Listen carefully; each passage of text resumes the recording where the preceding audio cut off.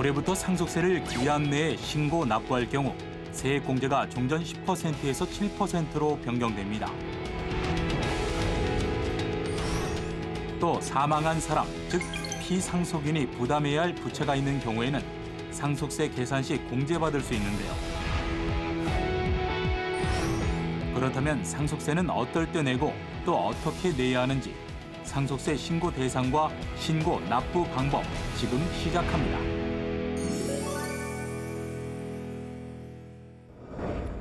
피상속인이 사망한 경우 상속받은 재산에 대한 세금을 상속세라고 하는데요. 그렇다면 상속세는 어떨 때 내고 또 언제 내야 할까요? 상속세 납세 의무가 있는 상속인 등은 고인이 돌아가신 날이 속하는 달의 말일로부터 6개월 이내에 고인의 주소지 관할 세무서에 상속세를 신고 납부해야 합니다. 다만 피상속인의 재산이 국내에 있지만 피상속인이나 상속인 전원이 외국에 주소지를 둔 비거주자인 경우에는 상속 개시일이 속하는 달의 말일부터 9개월 이내에 주된 상속재산 소재지 관할 세무서에 신고 납부하면 됩니다. 또한 상속세는 과세표준에 해당 세율을 곱해 계산하는데요. 과세표준이 1억 원 이하일 경우 10%가 적용되고 30억 원을 초과할 경우에는 50%가 적용됩니다. 이때 누진 공제액은 1억 원 초과 5억 원 이하일 경우에는 1천만 원이 적용되고 30억 원을 초과할 경우에는 4억 6천만 원이 적용됩니다. 하지만 일반적으로 상속세는 크게 걱정하지 않아도 되는데요.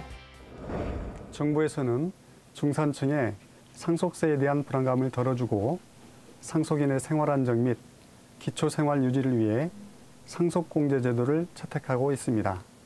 예를 들어 부모님 2분 중 1분이 돌아가신 경우에는 최소 10억 원을 공제해주며 한 분만 살아계시다가 돌아가신 경우에도 최소 5억 원을 공제해주기 때문에 상속재산이 그 최소 금액 이하인 경우에는 상속세가 과세되지 않습니다. 다만 여기서 5억 원 또는 10억 원은 상속인별로 상속받은 재산에서 각각 공제해주는 것이 아니라 사망한 사람, 즉 피상속인의 소유재산 합계액에서 한 번만 공제되는데요.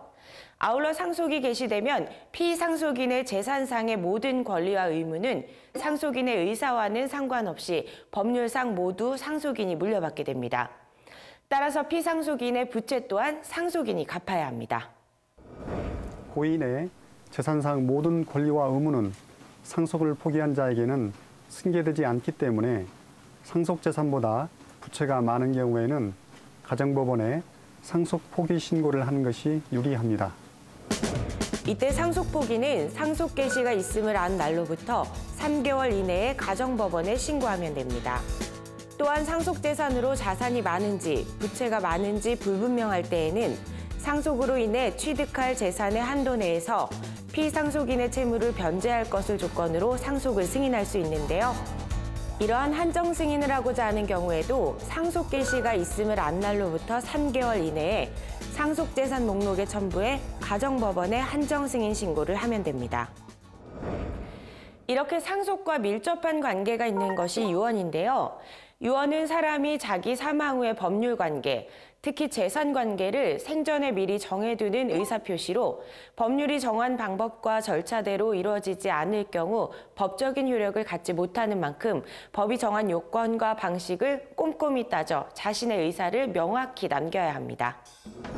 민법이 정한 유언에는 유언자가 스스로 유언의 전체 문장, 연월일, 주소, 성명을 직접 자필로 쓰고 날인하는 자필증서 유언과 유언자가 직접 녹음기에 유언의 취지, 성명, 연월일을 구술하고 참여한 증인이 유언자 본인의 유언이 틀림없다는 것과 증인 자신의 성명을 구술함으로써 성립하는 녹음 유언, 또 유언자가 공증인 앞에서 하는 공정증서 유언과 유언서의 존재를 명확하게 하되 유언 내용은 생전에는 비밀로 하는 비밀증서 유언, 질병이나 기타 급박한 사정으로 인해 위 4가지 방식의 유언을 할 수 없는 경우 2명 이상의 증인이 참여한 가운데 유언의 취지를 말로 하고 이를 들은 증인이 이를 필기해 다른 증인에게 낭독해 유언자와 증인이 정확함을 승인한 후 각자 서명하는 구수증서 유언의 5가지 방식이 있습니다.